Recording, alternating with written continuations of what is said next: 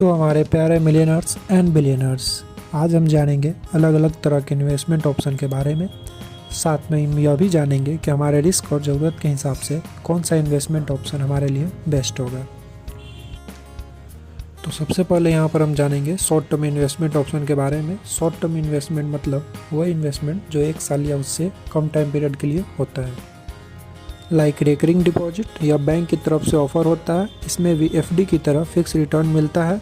यह भी low risk वाले कैटेगरी में आता है। इसमें आप इंस्टॉलमेंट में एक fix amount fix time frame के लिए जमा करते हो। इसमें मिनिमम टाइम फ्रेम जो होता है वो 6 मंथ से लेकर 10 ईयर तक का होता है, ठीक है।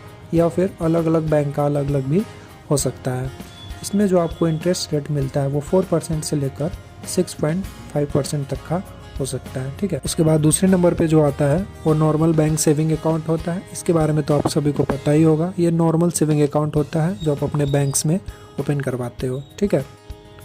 उसके बाद जो तीसरे नंबर पे आता है वो एफडी हो गया, ठीक है, दैट इज फिक्स डिपॉजिट। इसमें आप एक फिक्स अमाउंट एक ही बार में फिक्स टाइम फ्रेम के लिए डिपॉजिट करते हो, जिसमें आपको सालाना एक फिक्स इंटरेस्ट रेट मिलता है, ठीक है। SBI का जो करंट एफडी रेट चल रहा है 5.02% है, ठीक है। उसके बाद हम बात करेंगे हम सबका प्यारा इन्वेस्टमेंट ऑप्शन स्टॉक, ठीक है।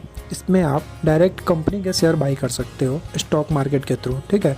अब अगर आपको जानना है स्टॉक मार्केट के बारे में पूरा डिटेल में तो हमारे चैनल और भी वीडियो है, ठीक है, आप उसको देख सकते हो। देन उसके बाद हम बात करेंगे म्यूचुअल फंड के बारे में। इसमें आप SIP कर सकते हो या फिर वन टाइम इन्वेस्टमेंट भी कर सकते हो, ठीक है।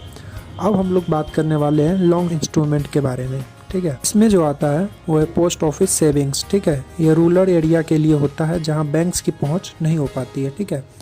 इसके फिक्स डिपॉजिट में आपको 8 to 10% तक का बोनस और एक फिक्स इंटरेस्ट रेट मिलता है जो कि 8% तक का हो सकता है, ठीक है। उसके बाद जो आता है पब्लिक प्रोविडेंट फंड, यह काफ़ी लॉन्ग टर्म इन्वेस्टमेंट इंस्ट्रूमेंट है जिसका मैच्योरिटी पीरियड 15 ईयर तक का होता है, ठीक है। इसमें इंटरेस्ट रेट आपको 8% तक का मिलता है, ठीक है। उसके बाद हम बात करेंगे कंपनी के फिक्स डिपॉजिट के बारे में। तो जैसे हम लोग बैंक्स में फिक्स डिपॉजिट करवाते हैं वैसे ही प्राइवेट कंपनी में भी हम लोग फिक्स डिपॉजिट कर सकते हैं, ठीक है। ये थोड़ा सा रिस्की हो जाता है क्योंकि इसमें प्राइवेट प्लेयर इन्वॉल्व होते हैं, ठीक है। उसके बाद जो आता है वो होता है बॉन्ड, ठीक है। बॉन्ड या फिर डिवेंचर भी आप इसको बोल सकते हो। बॉन्ड में आप एक ब्लू चिप कंपनी के बॉन्ड ले सकते हो या फिर गवर्नमेंट बॉन्ड्स जो कि RBI इशू करते हैं, ठीक है। इसमें और भी इंस्ट्रूमेंट आते हैं जैसे कि सर्टिफिकेट ऑफ डिपॉजिट या बैंक की तरफ से ऑफर होता है आपको। उसके बाद again mutual fund, again stocks, ठीक है। इन सब के बारे में हम पहले बात कर चुके हैं। तो अगर आपको और किसी भी इंस्ट्रूमेंट के बारे में जानना है तो आप नीचे कमेंट में करके हमको बता सकते हैं। ऐसे ही और नॉलेजफुल वीडियो के लिए आप हमारे चैनल को सब्सक्राइब कर सकते हैं। Thanks for watching.